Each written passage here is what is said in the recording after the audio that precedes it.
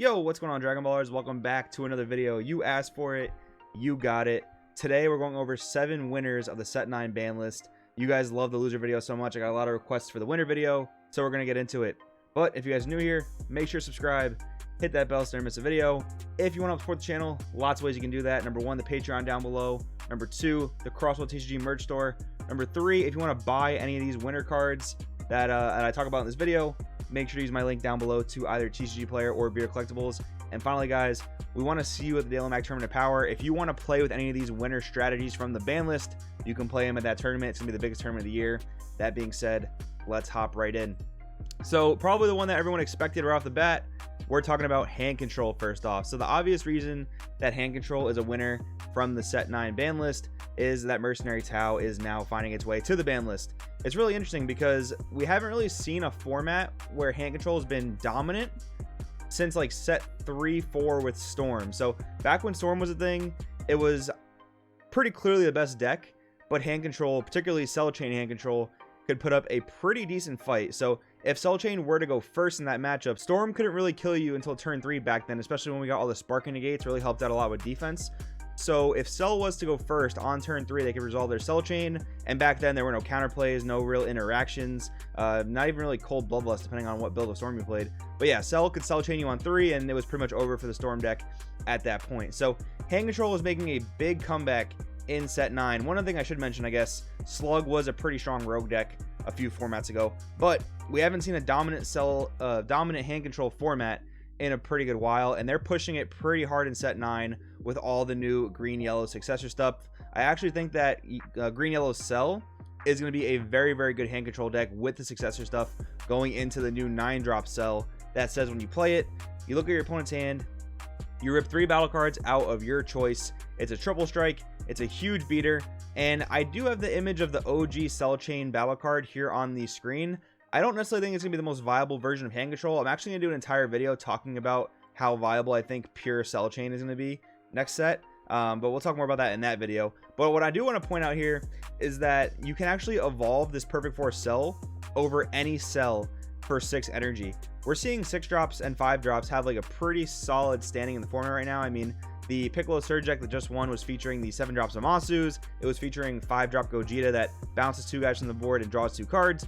And Fu Shrouded and Gogeta 7 and all these other really big battle cards are really strong game enders right now. And I think it's actually really cool that you can evolve this cell over any cell and then get its effect to make your opponent discard down to 3 cards. That's really relevant because with the new green yellow cell leader, we're actually getting a 3-drop cell that you can recur from your drop area for 1 energy. So you can get it out onto the board really quickly and really efficiently, and it makes the opponent discard 1 when you do play it.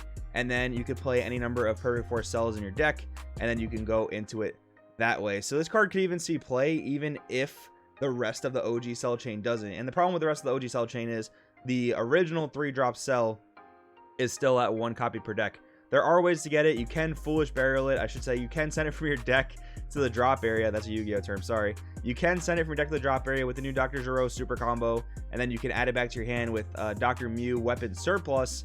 But it's a kind of inconsistent combo, and if the Dr. Mew gets answered by Denial of Hope or some other counterplay, you're kind of out of luck there. So I don't think old Cell Chain is going to be the most viable way, but I mean, someone can definitely prove me wrong. I do think the new green yellow successor stuff is a big winner from the ban list though.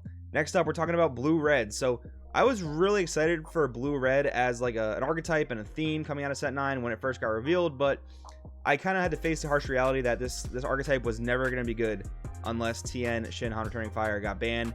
And luckily, guys, it did get banned. So there is a new life being breathed into blue red now with that card being banned, and it's really cool to see. So a lot of the things that blue red really focuses on, one of which is Arrival with the new cooler archetype and new cooler Arrival card. Beerus Divine Obliterator was almost a card that was dead on arrival. This card reads, if your leader card is red or blue and it's your opponent's turn, when you combo this card from your hand, choose up to 1 of your red-blue multicolor energy and switch it to active mode. So I mean, this card is really cool. Pretty much guarantees arrival for a red-blue because it is a red-blue super combo that untaps 1. But again, it was almost dead on arrival. Luckily, TN is gone. This card is making a big comeback. Same thing with the cooler deck, the Frieza swap deck. which are red blue, they definitely want to abuse Senzu Bean. They want to abuse Beerus Divine Obliterator, and luckily now that Tien is gone, this archetype can have some fresh eyes on it. Another archetype that's obviously in red blue we want to talk about is Invoker. Again, you do want to be somewhat manipulative with your energy, because when you have your Invoker on the field, typically it's a 3-drop.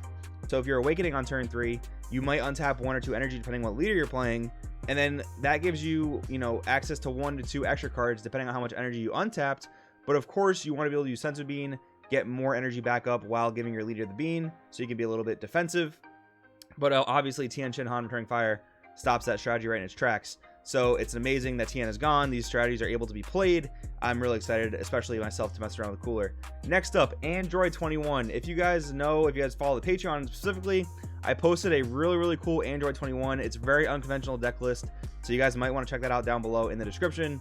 But this deck finally gets to be more playable now that Tien Shinhan Returning Fire is a thing. Now, this leader pretty much was created to play around Tien, which is pretty interesting. I mean, it untaps on your opponent's turn, so if your opponent Tiens you on their turn, you can't untap.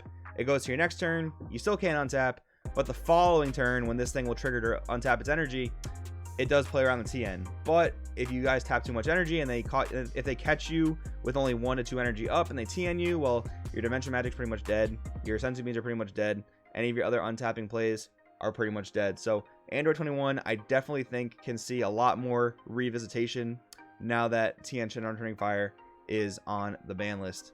Next up, we're talking about the Surge leaders. Talking about Surge Piccolo, and we're talking about Surge Goku. So Surge Goku, it's pretty weird. It's a red yellow leader, but it was actually affected by Mercenary Tao and by Tien. So a lot of Surge Goku lists are actually playing tricolor, red, blue, yellow, and of course they're playing blue for access to Senzu Bean, they're playing blue for access to Frost Deadly Poison, and Tien shut those cards down in certain matchups that they sided Tien in against you.